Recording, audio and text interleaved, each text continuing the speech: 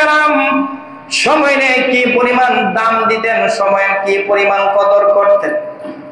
আজকে যখন যুবক ভাইদেরকে বলা হয়, যুবক ভাই চলেন নামাজের দিকে, মসজিদের দিকে, বলে হুজুর প্যান্টের মধ্যে সমস্যা, কাপড়ের মধ্যে সমস্যা, যাইতে পারবো না। এর যুবক ভাই একটু ভালো করে খেয়াল করেন, মসজিদের মধ্যে গিয়ে দেখবেন এমনও কিছু মুসল্লি আছে, সব জায়গার মধ্যে দেখবেন কিছু মুরব্বী মুসল্লি আছে যাদের কোমরের মধ্যে ব্যথা। অনেকে দেখবেন চেয়ারে বসে বসে নামাজ আদায় করে, কোমরের মধ্যে ব্যথা, সিজদা দিতে পারে না। এই জন্য এখন চাইলো আল্লাহর বান্দা সিজদা দেওয়ার ক্ষমতা শক্তি তার নাই। আল্লাহর বান্দা যদি জানতো সিজদার মধ্যে আল্লাহ কি পরিমাণ ফজিলত সম্মান তার জন্য রাখছেন, তাহলে বান্দা আফসোস করত। পয়গম্বর বলেন আল্লাহর কাছে বান্দা সবচাইতে বেশি নিকটবর্তী হয় যখন সিজদার মধ্যে চলে যায়। এখন যেই বান্দা চেয়ারের মধ্যে বসে বসে নামাজ আদায় করবে, যদিও আল্লাহ পাক তাকে সিজদার সওয়াব দিবে, কিন্তু সিজদার মধ্যে যে একটা ফিল, একটা অনুভব হইতে, সেই অনুভবটা কিন্তু সে পাবে না। মুসলমান ইমানদার বলতেছিলাম, আল্লাহর নবীর সাহাবায়ে কেরাম সময়ের কি পরিমাণ দাম দিতেন। ওই যে সাহাবী আব্বাদ ইবনে বিশির, উনি চিন্তা করতে লাগলেন, আমি যদি দাঁড়িয়ে দাঁড়িয়ে এখানে পাহারা দেই তাহলে তো আমার সময়টা অনর্থক কেটে যাবে। উনি চিন্তা করলেন তখন নামাজের মধ্যে দাঁড়ায়া দাঁড়ায়া যদি নামাজ আদায় করেন তাহলে তার পাহারাদারি হয়ে যাবে, আবার নামাজের সওয়াব সে পাইয়া যাইবে।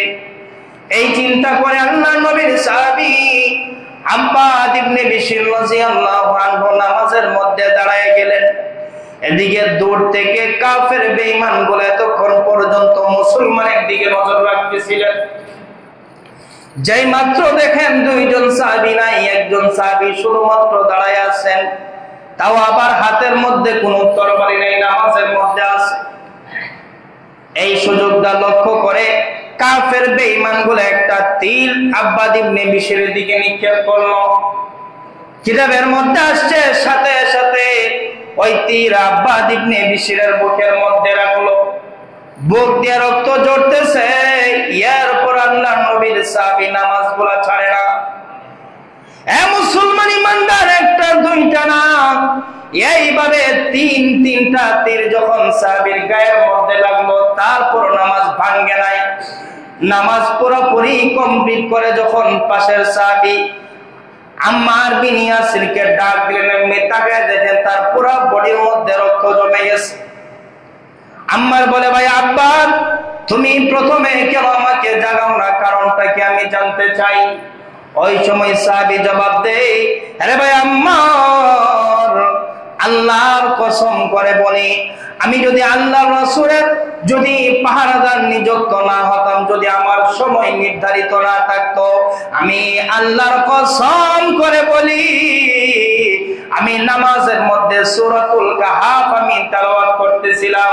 যতক্ষণ পর্যন্ত সূরাতুল কাহাফ কমপ্লিট না হতো ততক্ষণ পর্যন্ত আমি আমার নামাজ কমপ্লিট করতে পারতাম না। এ মুসলমান ইমানদার, তাহলে সাহাবায়ে কেরাম কিভাবে নামাজ আদায় করলেন আর আমি আর আপনি কিভাবে নামাজ আদায় করে একটু মিলান। ওই নামাজের মতো যদি আমার আপনার নামাজ হয়, দেখবেন গ্যারান্টি দিয়ে বলতে পারি আপনার নামাজ আপনাকে সব কিছু থেকে আপনাকে বিরত রাখবে। আর নামাজের মধ্যে আইসা চিন্তা করেন, আপনি বাড়ি ঘরের ব্যবসা বাণিজ্যের সব চিন্তা নিয়ে আপনি মসজিদের মধ্যে আসেন, এই নামাজ কিভাবে আপনাকে খারাপ কাজ থেকে বাঁচিয়ে দিবে। অবশ্যই সম্মানিত মুসল্লিয়ানে কিরাম, সর্বপ্রথম মহান আল্লাহ পাকের দরবারে অগণিত শুকরিয়া জ্ঞাপন করছি, যেই মহান আল্লাহ পাক রব্বুল আলামিন আমাদের সবাইকে অত্যন্ত দয়া করে মায়া করে আজকের এই মুহূর্ত পর্যন্ত আমাদের হায়াতকে দীর্ঘায়িত করে সুস্থ সবল রেখে জুমার দিনে জুমার নামাজ আদায় করার লক্ষ্যে আল্লাহর ঘর মসজিদে আসার এবং বসার তৌফিক দান করেছেন। এজন্য আমরা সকলেই জবান খুলে দিল থেকে বলিষ্ঠ কণ্ঠে কালিমাতুশ শুকর আদায় করছি। সবাই জোরে সরে পড়ি আলহামদুলিল্লাহ। আমি আপনাদের সামনে কোরআনুল কারীম থেকে একখানা আয়াতের কিছু অংশ এবং রাসূলের অসংখ্য হাদিস থেকে একখানা হাদিস আপনাদের সামনে পাঠ করেছি। আয়াত এবং হাদিসকে সামনে রেখে আপনাদের সামনে একটি বিষয়ের উপর অল্প সময়ে কিছু কথা বলার চেষ্টা করব ইনশাআল্লাহ। আজকে যে বিষয়টা আলোচনা করব সেটা হচ্ছে নামাজ। আমরা সবাই জানি এই পৃথিবীর প্রত্যেকটা মানুষের একাধিক পরিচয় আছে। মানুষ যত দূরে যায় তার পরিচয় তত ব্যাপক হয়, আর যত কাছে থাকে তার পরিচয় তত ছোট হয়। যেমন আমরা যে মহল্লার মধ্যে এলাকার মধ্যে থাকি, এলাকার কোনো লোক যদি আপনাকে বলে যে ভাই আপনি কে, আপনাকে তো আমি চিনলাম না, তো এখানে যদি আপনি নিজের নাম, নিজের বাবার নাম বা দাদার নাম বলেন, তাহলেই কিন্তু আপনার পরিচয় সে পেয়ে যাবে। আপনি যখন আপনার মহল্লা ছেড়ে অন্য কোনো গ্রামের মধ্যে যাবেন, অন্য কোনো থানার মধ্যে যাবেন, তখন যদি আপনি নিজের বাবার নাম, দাদার নাম বলেন, কাজ হবে না। তখন নিজের গ্রামের নাম অথবা কোনো আপনার থানার নাম বলতে হবে।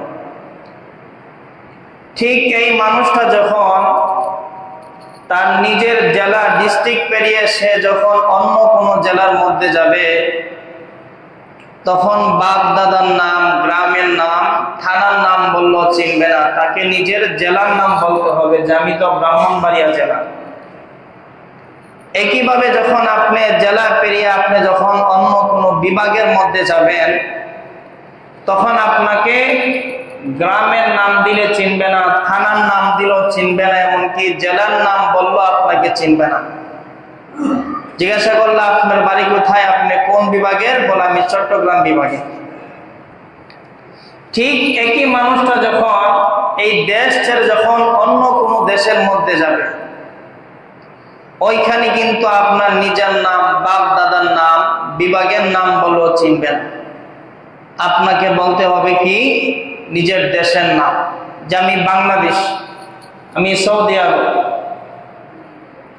এখন আমি আপনাদেরকে জিজ্ঞাসা করতে যাই, এই মানুষটাই যখন এই দুনিয়ার জগৎ ছেড়ে আরেকটা জগতের মধ্যে যাবে,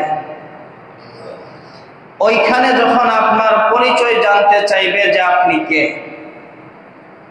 এখন আপনারা কি বলেন? ওইখানে যদি গিয়া বলেন যে আমি অমুকের ছেলে, আপনাকে চিনবে? সবাই বলেন চিনবে? চিনবে। এই দুনিয়া ছেড়ে আমি আপনি যখন আরেকটা জগতের মধ্যে যাব, ওইখানে একটা পরিচয় আমাকে আপনাকে চিনবে। এটা হলো আমার আপনার ইন্টারন্যাশনাল পরিচয়। সেটা কি? যে আমি মুসলমান।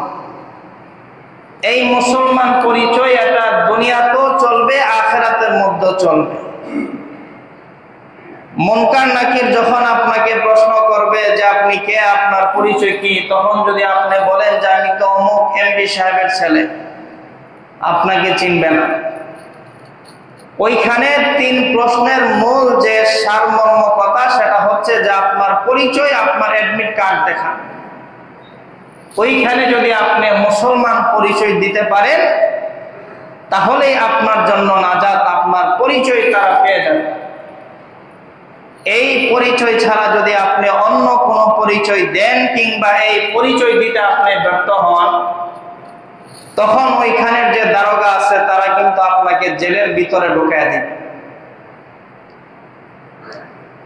একজন মুসলমান তার এই মুসলমানের পরিচয় বহন করার জন্য আমি আপনি ওইখানে মুসলমানিত্ব পরিচয় দেওয়ার জন্য, আমরা সবাই জানি আল্লাহ রাসূল বলেছেন, বুনিয়াল ইসলাম আলা খামসি, একজন মুসলমানের ইসলামের স্তম্ভ ভিত্তি হলো পাঁচটি: কালিমা, নামাজ, রোজা, হজ, যাকাত। এই পাঁচটা জিনিস হলো একজন মুসলমানের ইসলামের ভিত্তি স্তম্ভ। আলহামদুলিল্লাহ, আল্লাহর কাছে হাজার শুকরিয়া যে আমরা সবাই যারা এখানে আসছি, আমরা সবাই কালিমা পড়া ঈমানওয়ালা মুসলমান। ঈমান আনার পরে, কালিমা পড়ার পরে সবচাইতে গুরুত্বপূর্ণ যে বিষয় সেটি হচ্ছে নামাজ। একজন মুসলমান যখন সে কালিমা পড়বে, ঈমান আনবে, তো এই যে 5টা ভিত্তি রাসূল বললেন, স্তম্ভ রাসূল বললেন, ওই 5টার মধ্যে সবচাইতে সর্বাধিক গুরুত্ব হচ্ছে নামাজ। কি পরিমাণ গুরুত্ব! আল্লাহ রাসূল বলেন যে তুমি মুসলমান না কাফের, তুমি মুসলমান না বেঈমান, এই দুইটার মাঝে পার্থক্যকারী বস্তুর নামই হলো নামাজ। একটু চিন্তা করেন যে আপনি মুসলমান না আপনি কাফের, এই দুইটার মাঝে পার্থক্যকারী বস্তুর নামই হলো নামাজ। তাহলে নামাজটা কি পরিমাণ গুরুত্বপূর্ণ! একজন মুসলমান যখন মুয়াজ্জিন সাহেব যখন নামাজের জন্য ডাকবে, সব কিছু ছেড়ে সে নামাজের মধ্যে চলে যাবে। মুয়াজ্জিন সাহেব যখন ডাক দিল, ডাকটা কার? এমন একজন মালিকের ডাক, যেই মালিকের হাতে আমার আপনার জীবন, আমার আপনার মরণ। আমি আপনাদেরকে বোঝানোর জন্য একটা উদাহরণ দেই। এই পৃথিবীর জমিনে আমার জানা মতে প্রত্যেকটা পুরুষ সবচাইতে বেশি মহাব্বত করে তার বিবিকে, তার স্ত্রীকে। এটা যদি হয় আবার লাভ ম্যারেজ, তাহলে তো আরো বেশি মহাব্বত। যদি আবার লং টাইম না হয়, বেশি সময় না হয়, তখন আরো বেশি মহাব্বত। কারণ সময় যত আস্তে আস্তে লম্বা হবে, ভালোবাসার মধ্যে তত গ্যাপ হবে, বাচ্চা কাচ্চা হবে, নাইনাতি হবে, আস্তে আস্তে অনেকের ফাটল দেখা দেবে। মনে করেন একটা ছেলে মেয়ে, তারা লাভ ম্যারেজ করে দুইজনে বিবাহ করল।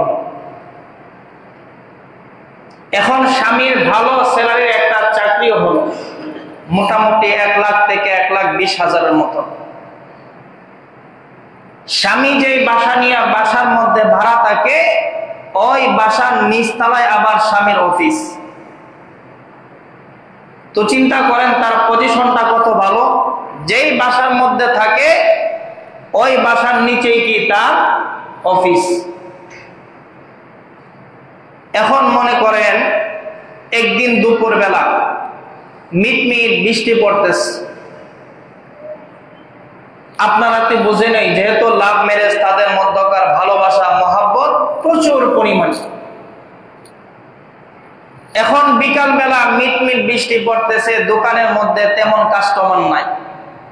তারও ভিতরে ভিতরে মন চাচ্ছে, এখন যেহেতু কাস্টমার নাই, আবার এদিকে মিটমিট বৃষ্টি পড়তেছে, আমি আমার বিবির কাছে যাই, গিয়ে তাকে একটা নজর দেখে আসি। ঠিক এমন সময় মনে করেন তার বিবি তাকে ফোন দিল। ফোন দিয়া বলতেছে যে তোমার তো একটা পছন্দের খাবার, আপনারা যেহেতু ব্রাহ্মণবাড়িয়ার, আপনারা চিনবেন, আমাদের সমাজ আগেকার মানুষ বৃষ্টির দিন হলে বিভিন্ন ভাজা খাইত। চাল ভাজা, চালের সাথে মাছ, কলা এগুলা মিশিয়ে এগুলা খাইতো, অনেকে পছন্দ করে বৃষ্টি হলে। এখন তো এই যে বাদাম, সিমের বীজ এগুলা বের হয়ে ওইগুলা একটু ডাউন করে গেছে। তো ওই খাবারটা মনে করেন যে স্বামীর খুব পছন্দ। এমনিতেই তার বিবির কাছে যাতে খুব মন চাইছে, এমন সময় যদি বিবি ফোন দেয়া বলে যে তোমার তো একটা প্রিয় খাবার তৈরি করছি, আর যেহেতু এখন দোকানে কাস্টমার নাই, তুমি কি একটু পরে আসবা? সে কিন্তু নিজে থেকে যেতে চাইছিল। এরপরও যখন ফোন পাইছে, তখন তার আনন্দ আরো দ্বিগুণ পরিমাণ বেড়ে গেছে। এখন মনে করেন যখন সে অফিস থেকে বের হয়ে 3 তলার জন্য রওনা দিবে, একটা সিঁড়ির মধ্যে উঠছে, ওঠার পর সাথে সাথে তার যে বস, অফিসের যে মালিক, উনি ফোন দিছে, তুমি কোথায়? এখন আপনারা বসে থাকলে বলুন তো দেখি, সে কি সত্য কথা বলবে না মিথ্যা কথা বলবে? সবাই বলেন কি বলবে? অবশ্যই মিথ্যা কথা বলবে। সত্য কথা বললে তো তার চাকরি থাকবে না। আর যেদিন থেকে আমাদের ফোনগুলা বের হয়েছে, ওই দিন থেকে সমাজের মধ্যে সত্য একবারে বিদায় নিয়ে গেছে। আমার চোখে দেখা অনেক হুজুর স্টেজের মধ্যে বয়ান করতেছে, আরেক জায়গা থেকে ফোন আসছে, বলে আপনি কোথায়? মাইকটা ধরে নিয়ে বলতেছে যে আমি রাস্তার মধ্যে। তো যেদিন থেকে ফোন বের হয়েছে ওই দিন থেকে সমাজের মধ্যে সত্য আস্তে আস্তে বিদায় হয়ে গেছে। যেই মাত্র তার বসে ফোন দিল যে তুমি কোথায়, সে বলে স্যার আমি তো অফিসের মধ্যে। আপনারা সবাই বলবেন এই লোকটা বলেন তো দেখি সে কি এখন তার বিবির কাছে যাবে নাকি অফিসে চলে আসবে? আপনারা কথা বলেন, কোথায় যাবে? অফিসের মধ্যে চলে আসবে। সে কিন্তু তার বসকে মহব্বত করে না, ভালোবাসে না, তার বিবিকে সবচাইতে বেশি মহব্বত করে। এরপরও সে কোথায় যাবে? অফিসেই ফিরে আসবে। কেন? বলে বিবির মহব্বত ভালোবাসা পেতে চাইলে যেই জিনিসের দরকার সেটা কিন্তু মহাজনের কাছে, সেটা বিবির কাছে নাই। এই জিনিসটা যদি আপনাকে না থাকে, বিবি আপনাকে বৃষ্টির দিনে চাল ভাজা খাওয়াইবে দূরের কথা, পাল্লা আপনাকে করার মধ্যে ফ্রাই করে খেয়ে ফেলবে। সে চিন্তা করলো বিবি রাগ করলে করুক, কিন্তু আমার চাকরি আমাকে টিকায় রাখতেই হবে। আমি আপনাদের কাছে জানতে চাই, বলুন তো দেখি, তার যদি এই মহাজনের চাকরি চলে যায়, সেই কি অন্য জায়গায় চাকরি আছে কিনা? তার জন্য অনেক চাকরি আছে। তাহলে যেই মহাজনের চাকরি যদি আপনার একবার চলে যায়, আপনার জন্য হাজার হাজার চাকরি আপনার জন্য রেডি আছে। যেই মালিকের হাতে আমার আপনার জীবন, আমার আপনার মরণ, যেই মালিক যদি আমার আপনার উপর রাগ হয়ে যান, পৃথিবীর কেউ তাকে সন্তুষ্ট করার কোনো উপায় নাই। তাহলে দুনিয়ার জমিনে আপনি আপনার বসের ডাকে সাড়া দেওয়ার জন্য আপনি আপনার সবচাইতে আদরের বিবিকে দূরে রেখে দেন। দৈনিক 5 ওয়াক্ত আল্লাহ আমাকে আপনাকে ডাকেন, যেই মালিকের হাতে আমার আপনার জীবন, আমার আপনার মরণ। বলুন তো দেখি ওই মালিকের ডাকে সাড়া দেওয়ার দরকার আছে কি নাই? সবাই বলেন। 5 ওয়াক্ত নামাজের সময় মুয়াজ্জিন সাহেব ডাকে হাইয়া আলাস সালাহ, হাইয়া আলাল ফালাহ, নামাজের দিকে আসো, কল্যাণের দিকে আসো। ডাকটা যদিও মুয়াজ্জিন, কিন্তু ডাকের আসলকে আল্লাহ। আপনি আপনার বসের ডাকে সাড়া দেওয়ার জন্য আপনি আপনার সবচেয়ে আদরের বিবি তাকে আপনি পিছনে ফেলে রেখে দেন, কিন্তু মালিক যখন আপনাকে 24 ঘন্টা সময়ের ভিতরে 5 ওয়াক্ত নামাজের জন্য আপনাকে ডাকে, আপনি মালিকের ডাকে সাড়া দিতে পারেন। এবার চিন্তা করেন আমার আপনার ঈমান কি পরিমাণ আছে। নামাজ তো আমি আপনি পড়ি না, সমাজের মধ্যে কিছু কিছু লোক এমন আছে আবার নামাজ নিয়ে ঠাট্টা করে। কি বলে? বলে হুজুর নামাজ না পড়লে কি হবে, ঈমান তো ঠিক আছে। বলে কিনা এমন? সবাই বলেন বলে কিনা? বলে।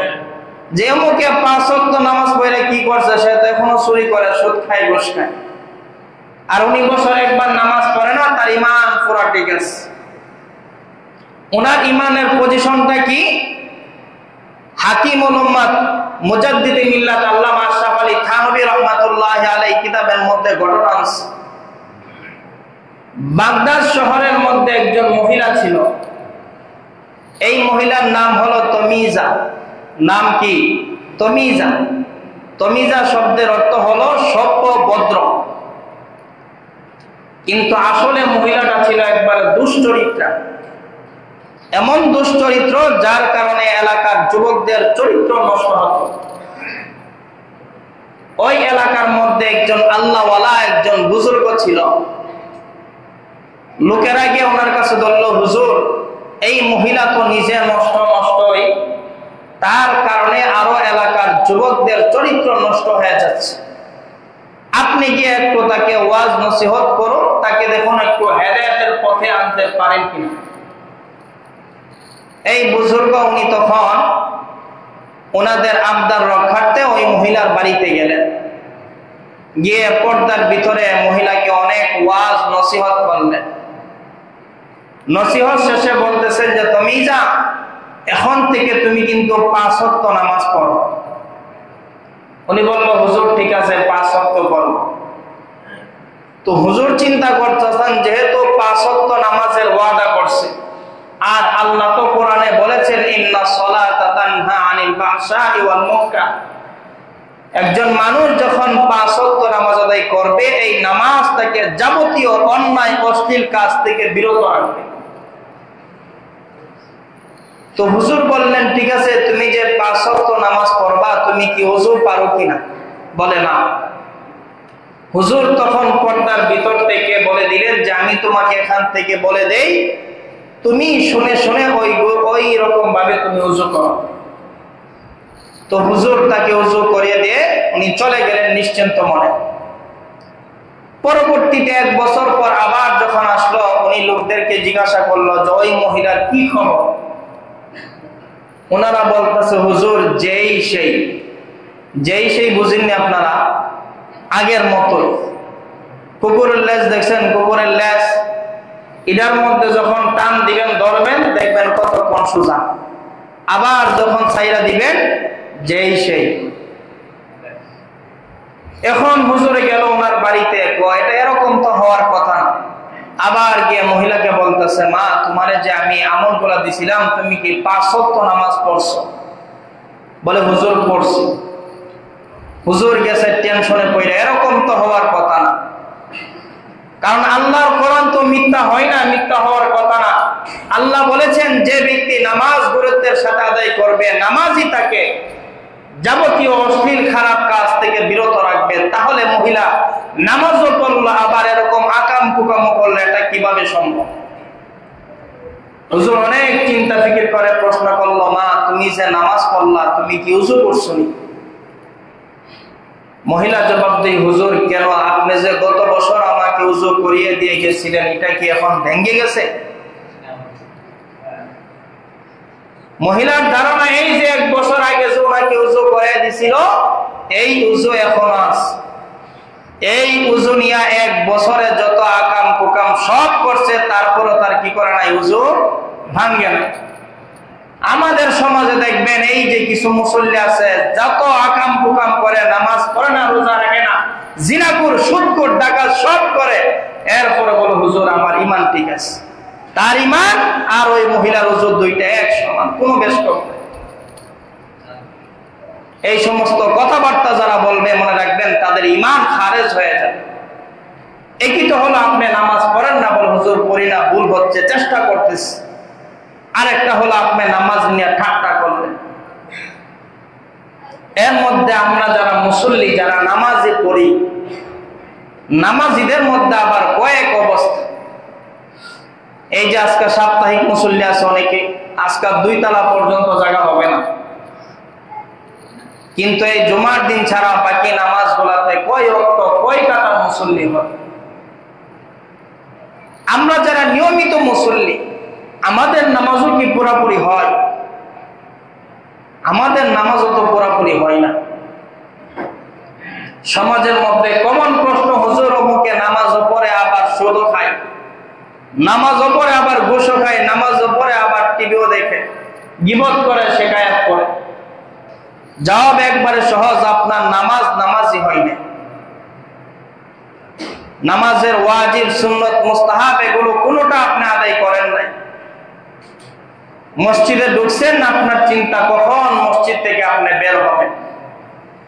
নামাজের মধ্যে দাঁড়াইছেন, নামাজের মধ্যে দাঁড়াই আপনার ফোন আসছে তো ফোন বন্ধ করতেছে, মশা কামড় দিছে বোম ফোড়াইতেছে।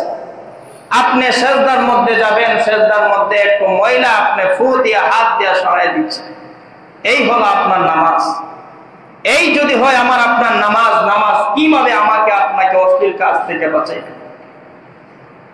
আল্লাহ রাসূলের সাহাবায়ে কেরাম নামাজ কেমন ছিল? মুসলমান ইমানদার আল্লাহর পয়গম্বর বিশ্ব নবী রাহমাতুল লিল আলামিন গাজওয়ায়ে যাতুর রিকা জিহাদের ময়দান থেকে যখন মদিনার দিকে প্রত্যাবর্তন করবে, আল্লাহর পয়গম্বর বিশ্ব নবী রাহমাতুল লিল আলামিন পথের মধ্যে একটা জায়গার মধ্যে নবীজি ক্লান্ত হয়ে পড়লেন। আল্লাহর পয়গম্বর বিশ্ব নবী রাহমাতুল লিল আলামিন সাহাবীদেরকে ডাক দিয়ে বললেন, ওরা আমার সাহাবারা, আমরা এই জায়গার মধ্যে আজকের রাত্রিটা আমরা কাটাবো, এখানে আমরা থাকবো, তোমরা তাবু গাড়ো।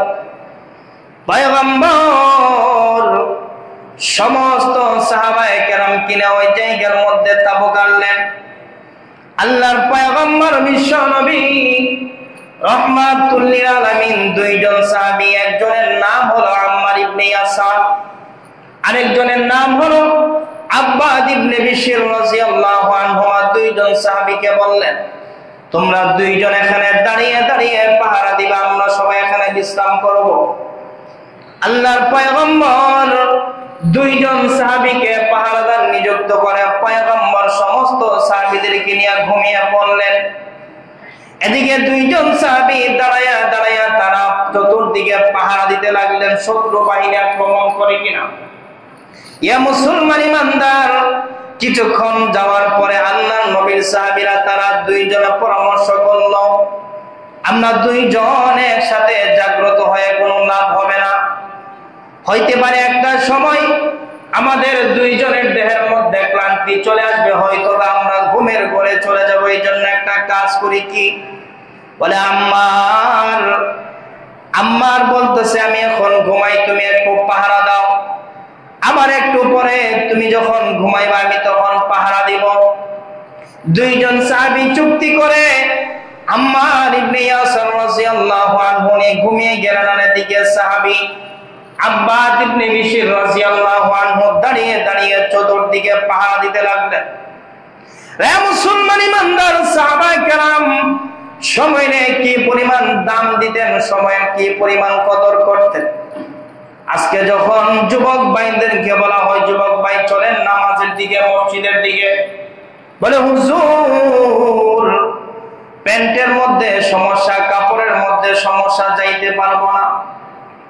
এর যুবক ভাই একটু ভালো করে খেয়াল করেন, মসজিদের মধ্যে গিয়ে দেখবেন এমনও কিছু মুসল্লি আছে, সব জায়গার মধ্যে দেখবেন কিছু মুরব্বী মুসল্লি আছে যাদের কোমরের মধ্যে ব্যথা। অনেকে দেখবেন চেয়ারে বসে বসে নামাজ আদায় করে, কোমরের মধ্যে ব্যথা, সিজদা দিতে পারে না। এই জন্য এখন চাইলো আল্লাহর বান্দা সিজদা দেওয়ার ক্ষমতা শক্তি তার নাই। আল্লাহর বান্দা যদি জানতো সিজদার মধ্যে আল্লাহ কি পরিমাণ ফজিলত সম্মান তার জন্য রাখছেন, তাহলে বান্দা আফসোস করত। পয়গম্বর বলেন, আল্লাহর কাছে বান্দা সব চাইতে বেশি নিকটবর্তী হয় যখন সিজদার মধ্যে চলে যায়। এখন যে বান্দা চেয়ারের মধ্যে বসে বসে নামাজ আদায় করবে, যদিও আল্লাহ পাক তাকে সিজদার সওয়াব দিবে, কিন্তু সিজদার মধ্যে যে একটা ফিল, একটা অনুভব হইতে, সেই অনুভবটা কিন্তু সে পাবে না। মুসলমান ইমানদার বলতেছিলাম, আল্লাহর নবীর সাহাবায়ে কেরাম সময়ের কি পরিমাণ দাম দিতেন। ওই যে সাহাবী আব্বাদ ইবনে বিশর, উনি চিন্তা করতে লাগলেন, আমি যদি দাঁড়িয়ে দাঁড়িয়ে এখানে পাহারা দেই তাহলে তো আমার সময়টা অনর্থ কেটে যাবে। উনি চিন্তা করলেন, তখন নামাজের মধ্যে দাঁড়ায়া দাঁড়ায়া যদি নামাজ আদায় করেন তাহলে তার পাহারাদারি হয়ে যাবে, আবার নামাজের সওয়াব সে পাইয়া যাইবে। এই চিন্তা করে আল্লাহর নবীর সাহাবী আব্বাদ ইবনে বিশর রাদিয়াল্লাহু আনহু নামাজের মধ্যে দাঁড়ায় গেলেন। এদিকে দূর থেকে কাফের বেঈমানগুলো এতক্ষণ পর্যন্ত মুসলমানের দিকে নজর রাখতেছিলেন। যেই মাত্র দেখেন দুইজন সাহাবী নাই, একজন সাহাবী শুধুমাত্র দাঁড়ায় আছেন, তাও আবার হাতের মধ্যে কোনো তরবারি নেই, নামাজের মধ্যে আছে। এই সুযোগটা লক্ষ্য করে কাফের বেঈমানগুলো একটা তীর আব্বাদ ইবনে বিশরের দিকে নিক্ষেপ করলো।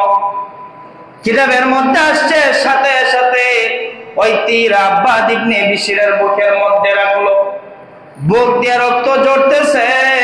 এরপর আল্লাহর নবীর সাহাবী নামাজগুলা ছাড়ে না। এ মুসলমান ইমানদার, একটা দুইটা না, এইভাবে তিনটা তীর যখন সাহাবীর গায়ের মধ্যে লাগলো, তারপর নামাজ ভাঙ্গে নাই। নামাজ পুরোপুরি কমপ্লিট করে যখন পাশের সাহাবী আম্মার বিন ইয়াসিরকে ডাক দিলেন, এমনি তাকায় দেখেন তার পুরো বডির মধ্যে রক্ত জমে গেছে। আম্মার বলে, ভাই আব্বাস, তুমি প্রথমে কেন আমাকে জাগাও না, কারণটা কি আমি জানতে চাই।